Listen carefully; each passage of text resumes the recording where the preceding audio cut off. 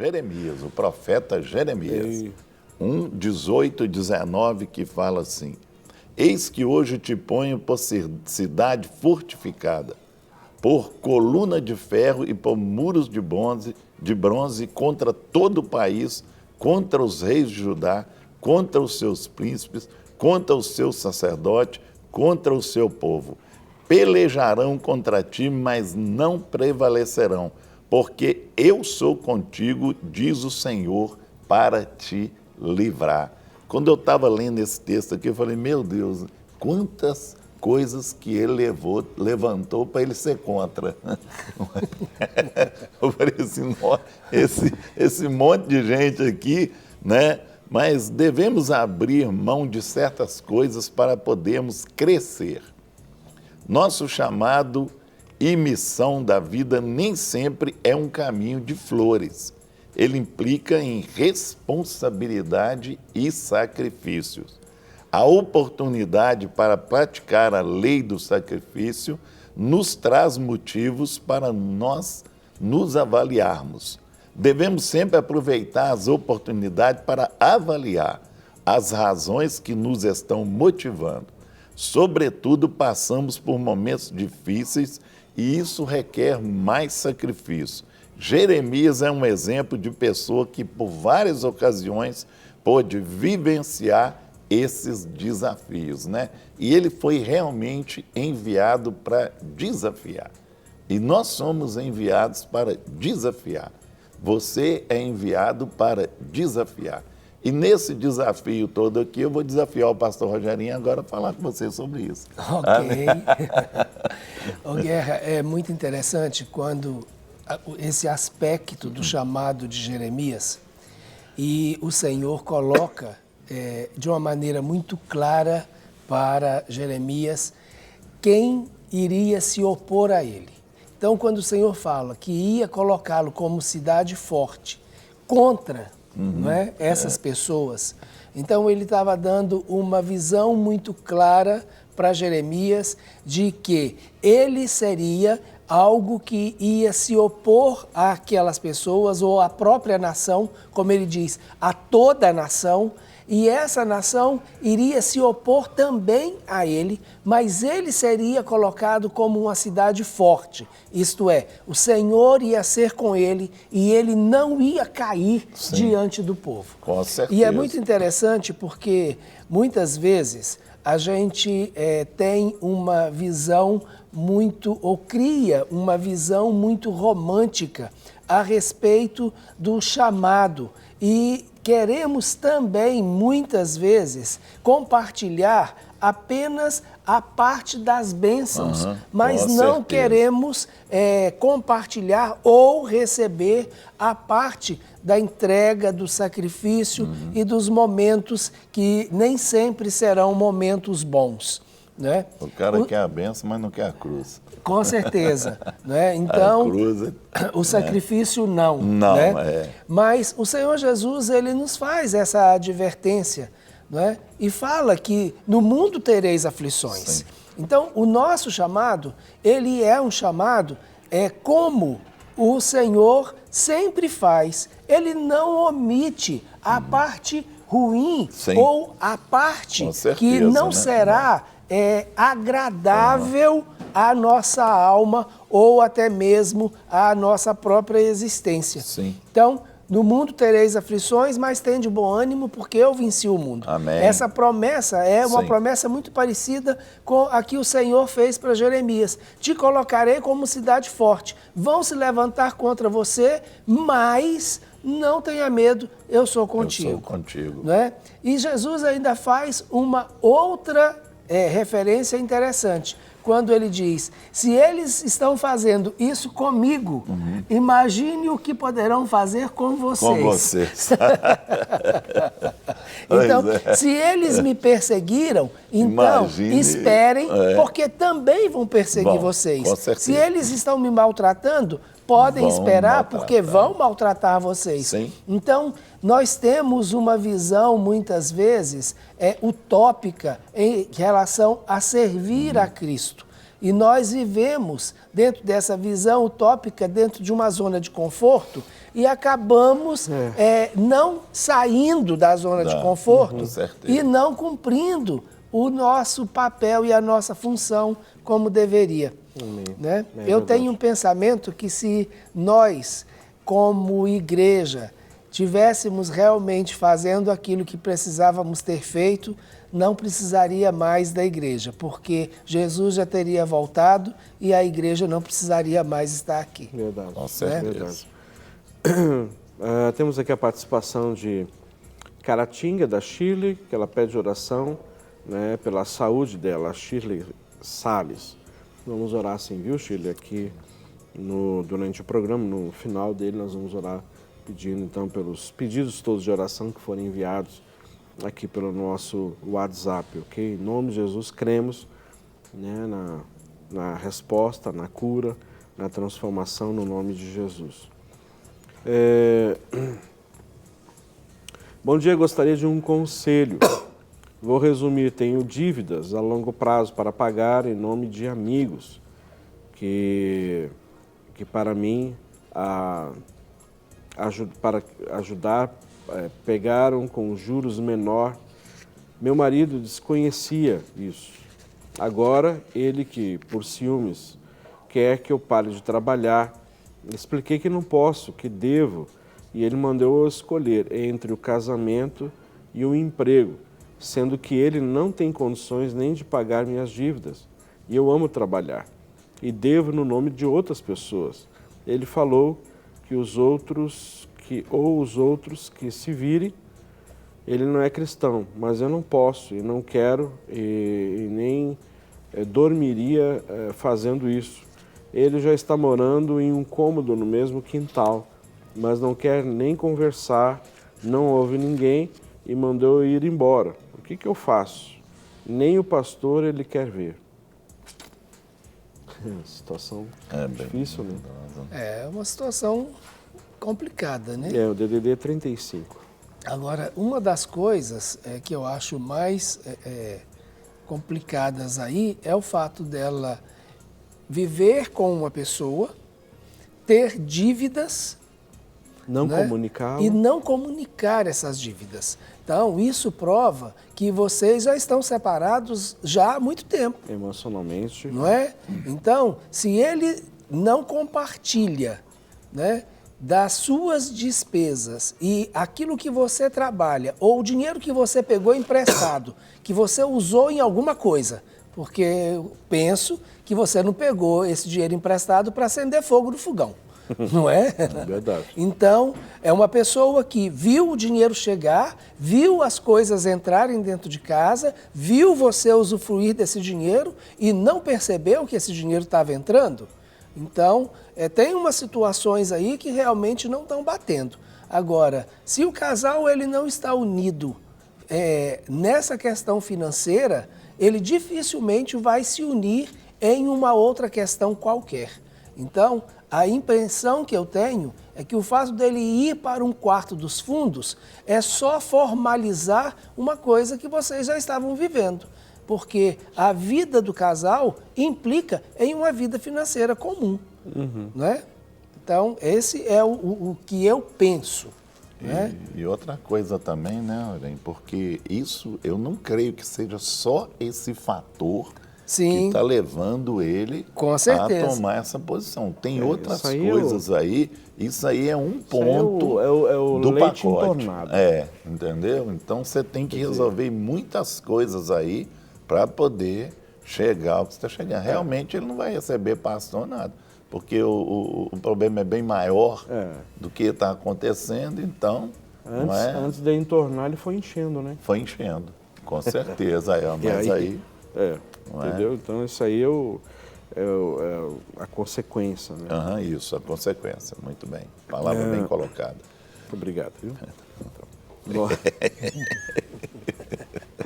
Ai, meu pai. Olá, bom dia. Às vezes gostaria muito de orar mais forte e perguntar a Deus se as promessas que Ele me falou não vai ser liberadas. Será que se orar com mais fervor e falar com Deus mais forte é pecado? será que Deus iria ficar irado comigo? Poderia me dizer se teve algum servo de Deus que orava assim na Bíblia, com fervor, sem medo? Então, pelo que eu estou vendo aqui, talvez assim, você conhece pouco a Bíblia, né? Porque se você pudesse ler mais a Bíblia, você saberia essas questões. Eu não estou entendendo o que você quer dizer com orar mais forte, ou menos forte, né? Ou falar com Deus mais forte. O que você quer dizer com falar com Deus mais forte? É assim, é gritar, ficar mais tempo orando. Eu queria entender, se você puder mandar mensagem para a gente aqui, para a gente entender o que você quer dizer mais forte. Será que é gritar mais alto? Eu tenho a impressão, Rogério, que é no sentido de se posicionar em reivindicação e como se fosse no sentido de... eu vou usar a palavra, mas talvez não seja exatamente essa a palavra, porque ela tem uma força diferente. A exigir de Deus o cumprimento da promessa. Então, foi isso que eu entendi. Eu também entendeu? Entendi isso. E esse mais forte seria, mas Senhor, o Senhor não prometeu?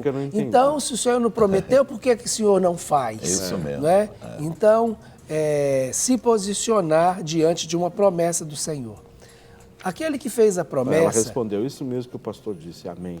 Então, aquele que fez a promessa, ele é fiel para cumpri-la. Sim. Então, agora, trazer à memória de Deus as promessas que Ele tem conosco, Deus não vai ficar chateado com isso. Ele não precisa de ser lembrado, porque Ele não se esquece.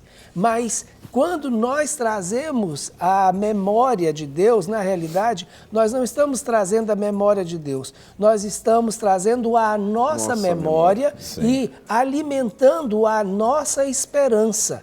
Então, quando eu alimento a esperança numa promessa que Deus fez, colocando essa promessa diante dele, crendo que ele vai cumprir com essa promessa, essa é uma atitude de fé. E a fé agrada a Deus. Em contrapartida, sem fé é impossível agradar a Deus. Não é? Só colocar isso de forma brava, né?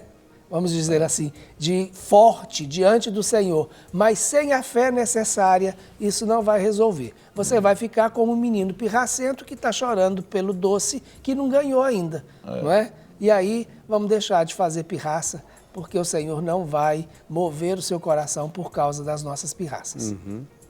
Ok, vamos lá? Nós temos aqui, olha, ele foi chamado para um ministério de oposição. Jeremias nunca ganhou popularidade. As pessoas não se reuniam para ouvi-lo quando denunciava a fraqueza delas. Uma coisa, né? Muitas vezes o profeta chega no lugar, fica todo mundo doido. Jeremias não era desse, não. Ninguém queria que chegasse. Aliás, a chegada dele chegou, aí fizeram igual fizeram com Elias, lá, o perturbador de Israel. Chegou o cara espalha bolinho. Espalha bolinho, viu? O cara para perturbar a gente aí, né, gente? Ninguém queria, né? Ele só vinha com... Só vara. Só vara, cajado, então ninguém queria. Como é que arruma com isso? O Jeremias foi convidado para a festa, ninguém ia na festa. Ninguém ia na festa, não. Nossa, você vai lá, não dá, não. Ele vai chegar já com cajado na mão. Primeiro é que ele nem era convidado para a festa. É verdade. E agora, é uma coisa que a gente precisa muitas vezes levar em consideração, Guerra, é quando a gente para pensar no ministério que tende a agradar as pessoas buscando popularidade. Sim. Então, esse ministério, ele é um ministério que, quando ele agrada as pessoas, ele já alcançou o propósito para o que ele foi estabelecido, que é agradar as pessoas. Sim. Então, o Senhor Jesus, ele adverte os fariseus a respeito disso, não é? Se você está fazendo alguma coisa religiosamente para que você ganhe crédito em relação às pessoas ou diante das pessoas, então seu propósito e seu objetivo já foi alcançado. E isso não atinge Deus e nem alcança os propósitos de Deus. Com certeza. Então, muitas vezes nós precisamos vigiar para não correr esse risco, não é? Às vezes a gente tem aquela ideia de que a profecia foi da alma, né? Ou veio do coração do profeta. Mesmo sendo do coração do profeta, mas ela e está de acordo com o propósito de Deus, então ela vai ser estabelecida por causa do propósito de Deus. Porque o coração do profeta pode estar associado ao propósito de Deus. Não é? A questão é quando a profecia vem para agradar aquele que ouve a profecia e não tem compromisso com o princípio de Deus. Exato. E aí, realmente, é um perigo esse tipo de profeta. Nós temos aqui, ele não pôde se casar, olha para você ver, hein? Viveu todo o tempo em solidão, sem a alegria de uma família e o amor de uma pessoa. Então, assim, realmente, nós vemos aí os profetas Samuel, Isaías, tudo casaram, né? Mas ele não pôde casar e ele teve que ter uma vida de solidão. Realmente, né, o chamado dele foi um renúncia, chamado... né? Uma renúncia, né? Uma renúncia, não é? Ele renunciou tudo para este chamado ministerial, profético que Deus deu a ele. Agora, deixa eu fazer uma Sim. perguntinha difícil. À vontade. Deus não deixou que... Por Rogério. Sim, pois não. Pô, Rogério. Deus não Fala. deixou que Jeremias Fala, se Rogério. casasse. Não O é? que está passando? no Mas teu coração? Deus, ele deixou que um outro profeta contemporâneo de Jeremias, que foi Ezequiel, Caso. casasse. Sim. Não é? Com certeza. Agora, o que teria sido pior? Jeremias não ter casado ou, como Ezequiel, ter casado e Deus ter tirado a sua esposa? Exatamente. Então, eu acho que aí é sair da brasa, sair do espeto e cair na Cair na brasa. brasa, Porque a dor de Ezequiel, O que é pior, né? não é? Casar com Moisés, com uma mulher assim, ou ficar assim?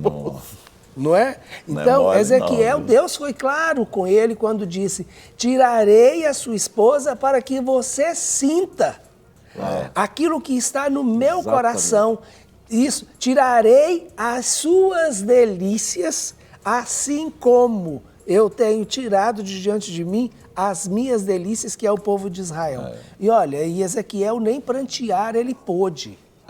Então, a gente vai percebendo que muitas vezes assumir esse chamado, como é que é mesmo o tema de hoje? Desafio. Aceitar o desafio. Aceitar o desafio. Não é mole, não. Então, há desafios que realmente eles são difíceis de se aceitar, não é? Há realmente ministérios que são desafiadores para cada um de nós. Agora, Deus, ele tem uma forma de nos recompensar. Eu não sei qual seria a recompensa de Jeremias e qual será a recompensa de Ezequiel, mas eu tenho certeza que Deus, ele vai e já fez coisas tremendas na vida desses dois homens de uma maneira extraordinária, né? Mas há um preço? Com certeza. Há um desafio, não tenho dúvida disso, né?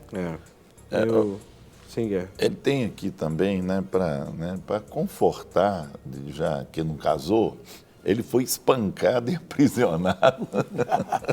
Ô, Jesus. Não casou? Eu acho que eu vou ler aqui mais para baixo. Mas você só vai encontrar coisa ruim, viu? Eu já estou começando a ficar aqui, sinceramente, viu?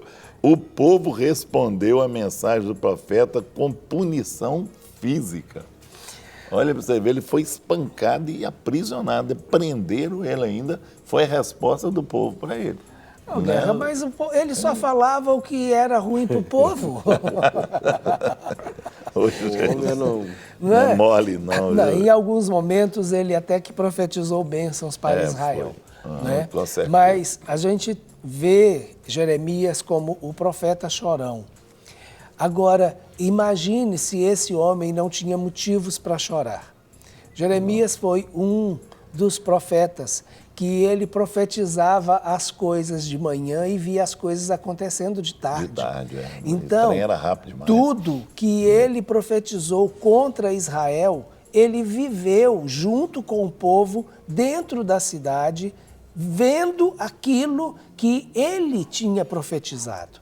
Então, ele viveu a dor mais de uma vez. Primeiro, ele vê a dor quando Deus fala com ele o que vai fazer. Isso. Segundo momento, ele vê a dor quando ele diz para o povo e tem que dizer para o povo a mensagem que Deus lhe entregou. Porque entregar palavras de juízo não é fácil. Não. E se você tem compaixão pelo povo, mesmo que o povo não sinta, você vai sentir porque o povo não sentiu. Então ele teve a dor de falar e teve a dor do povo não escutar. E ainda a dor de ver aquilo que ele profetizou se realizar e se realizou diante dos seus olhos. Então, se tem alguém que tem motivo para chorar, esse alguém é Jeremias.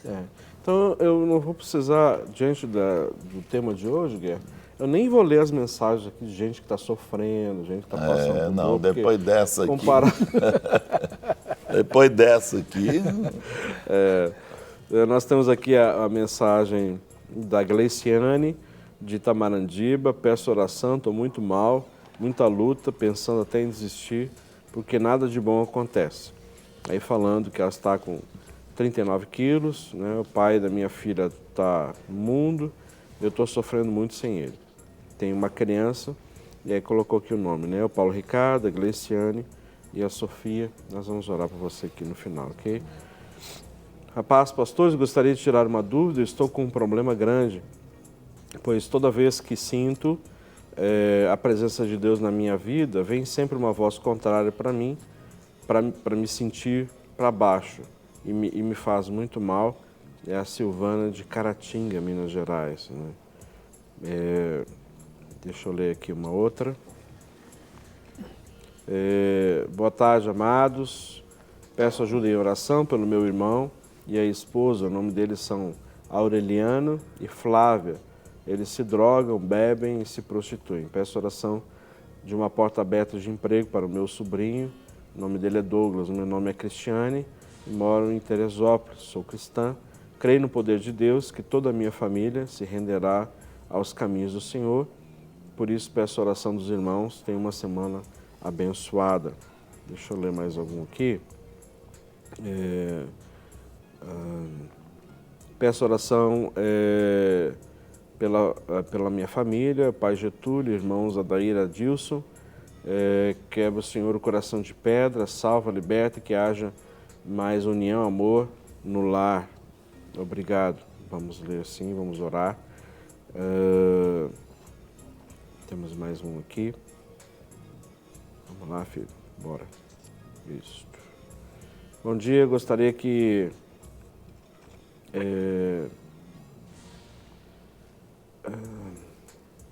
essa mensagem aqui, desculpa.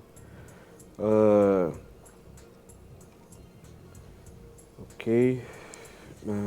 DDD 21. Ele fala em não me acertar, me perder só se for para Deus. Não precisar só responder sobre o relacionamento dele.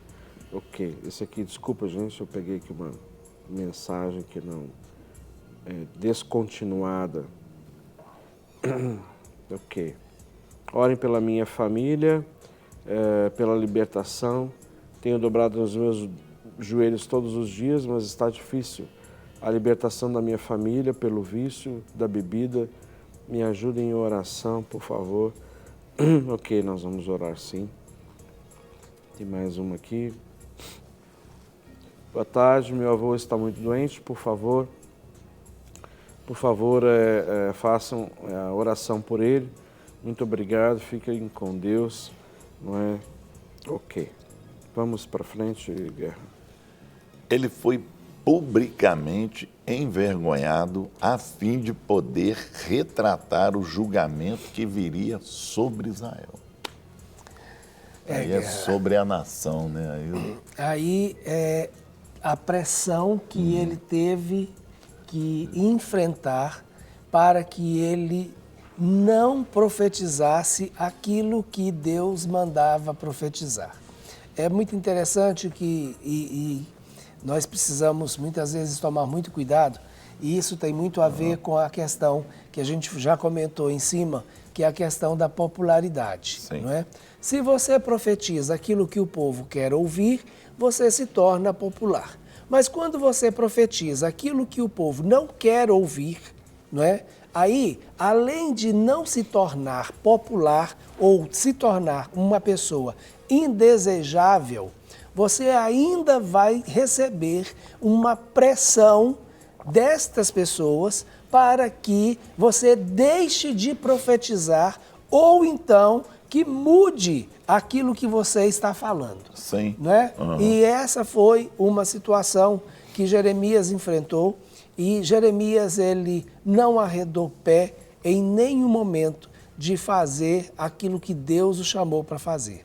Ele não se vendeu, ele não se rendeu, ele não se omitiu, ele assumiu todo o risco, mesmo com toda a oposição e toda a adversidade.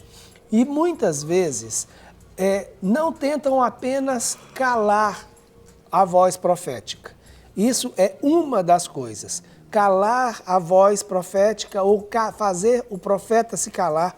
E por causa disso, até muitos foram mortos. Não é? A maneira de calar o profeta é matando ele. Então fizeram isso algumas vezes. Não é? E não estamos imunes dessas coisas.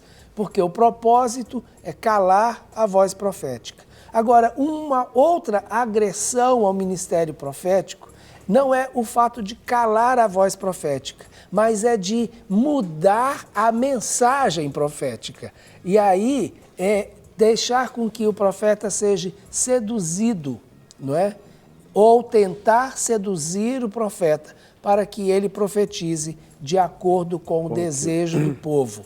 E aí é algo que o Senhor realmente abomina. Exatamente. Né? Inclusive, nós temos uma pergunta nesse sentido, que é a Carmen Silvia, de São João do Boa Vista. Então, ela pergunta assim, tem uma situação de uma irmã casada. Eles aceitaram o desafio de cuidar de uma equipe. Essa equipe cresceu, eles têm muitos discípulos, mas já pela terceira vez, o marido resolveu que não quer mais saber disso. Pergunta, ela continua o chamado ou ela para? Rogério, isso precisa ficar muito claro entre os dois. Com certeza. Né? E a própria liderança dos dois também. Isso é uma coisa que precisa ser resolvida. Primeiro, entre os dois. Porque se os dois aqui estão à frente desses grupos, né? Eu imagino que sejam grupos de célula, ou mesmo uma congregação.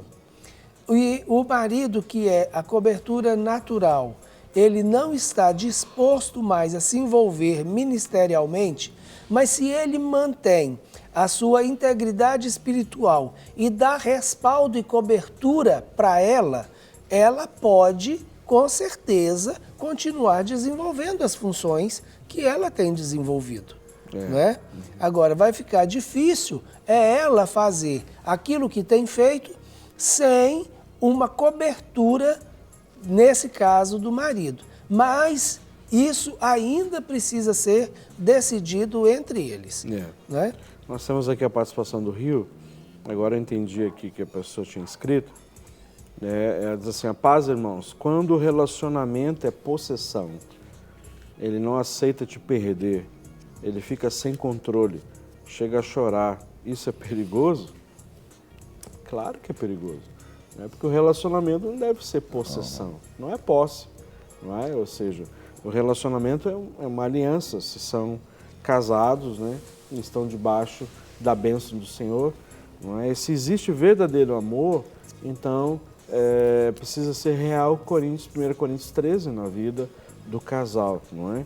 Então o amor é justamente renúncia, né? O amor é você andar segundo a milha, ele não arde em ciúmes, primeira coisa, aqui a gente percebe ciúmes, né? O relacionamento não é possessão, não é domínio, não é? mas é crescimento, é edificação de um ao outro. Então, se não existe isso, é um risco muito grande, né? Se vocês não são casados, então você tem uma ótima opção de repensar esse relacionamento.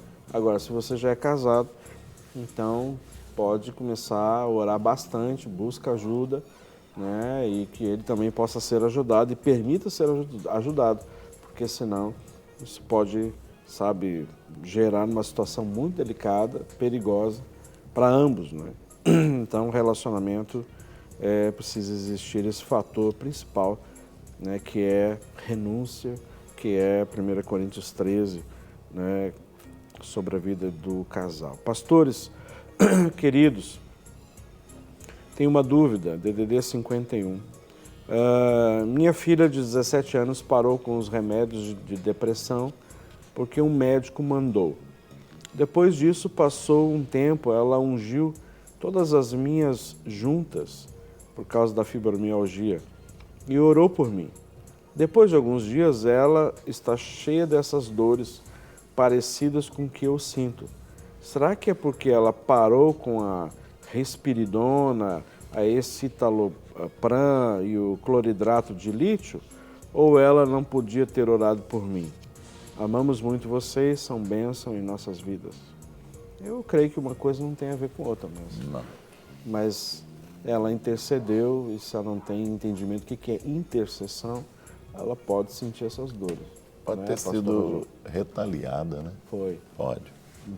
Uma retaliação. Olha, se o médico que mandou ela parar com a medicação, então o médico sabe o que quer dizer, partimos do pressuposto que o médico sabe o que ele fez, não é? Ou seja, se ela já vem tomando esses remédios há muito tempo, ela pode sofrer os efeitos de parar a medicação.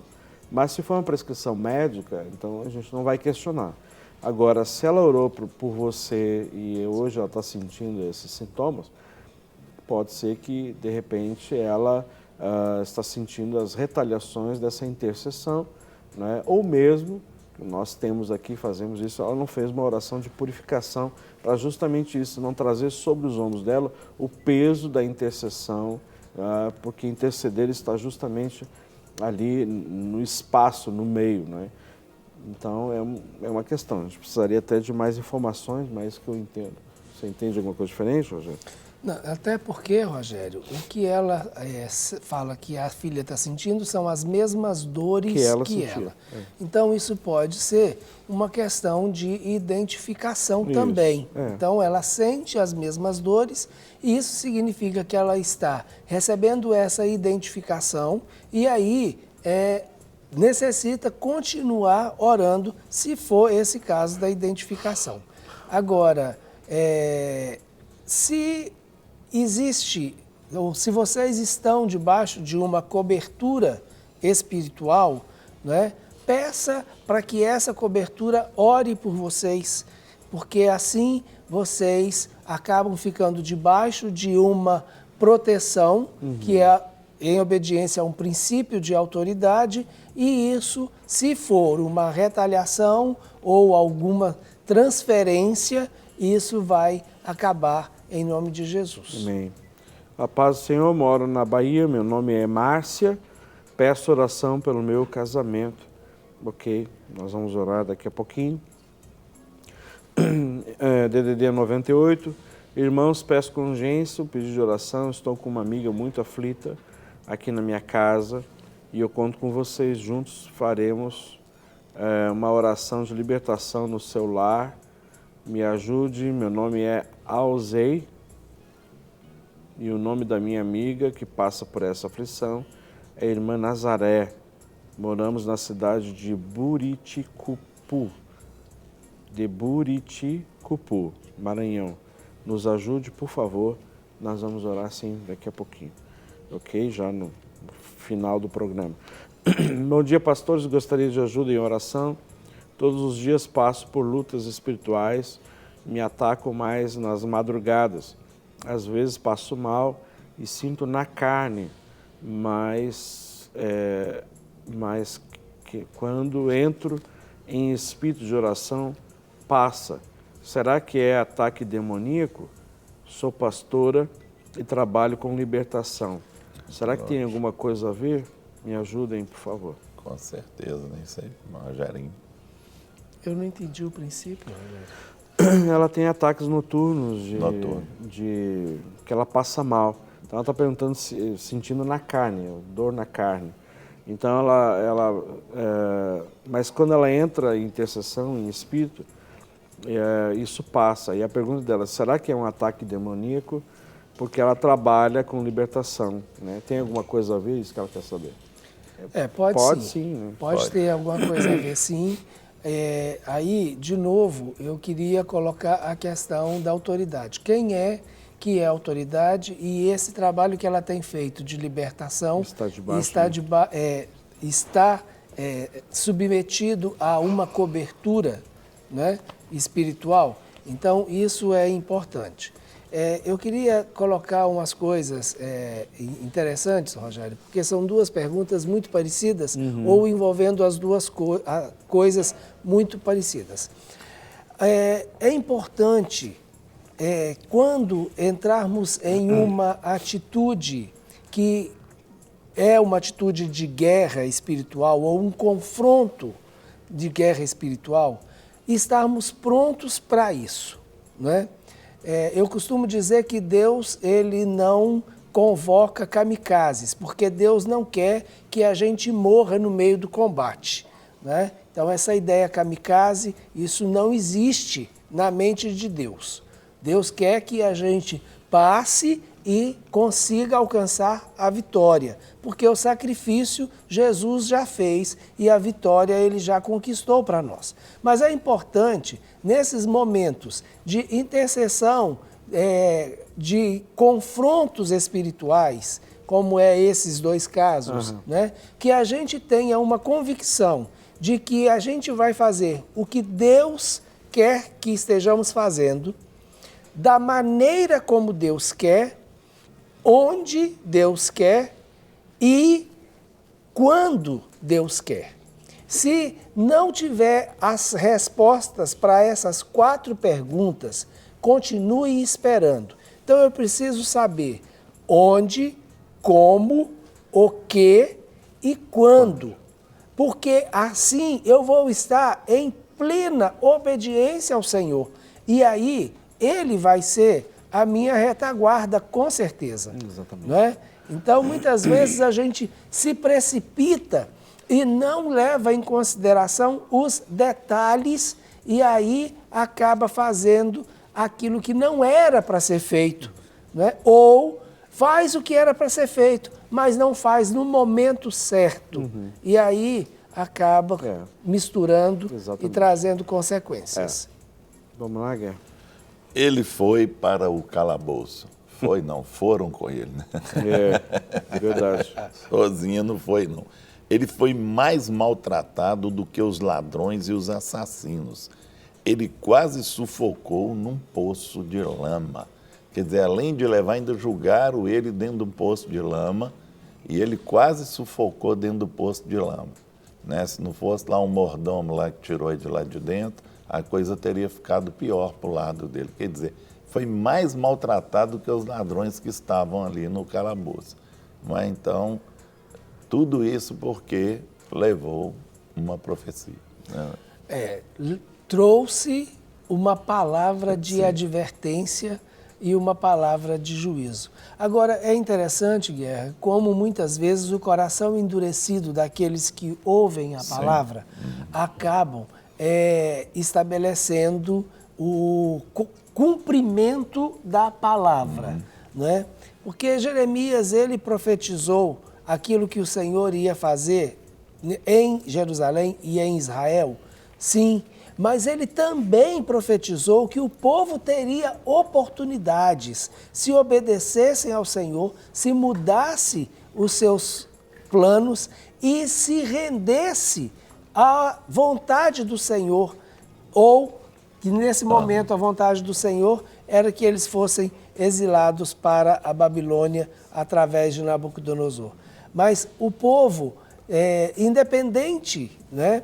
E aí a gente leva isso também em consideração? Com certeza. Por um nacionalismo talvez muito forte, mas a questão não é nem o nacionalismo, é a falta de interesse em escutar a voz de Deus. E aí, mais uma tentativa, né?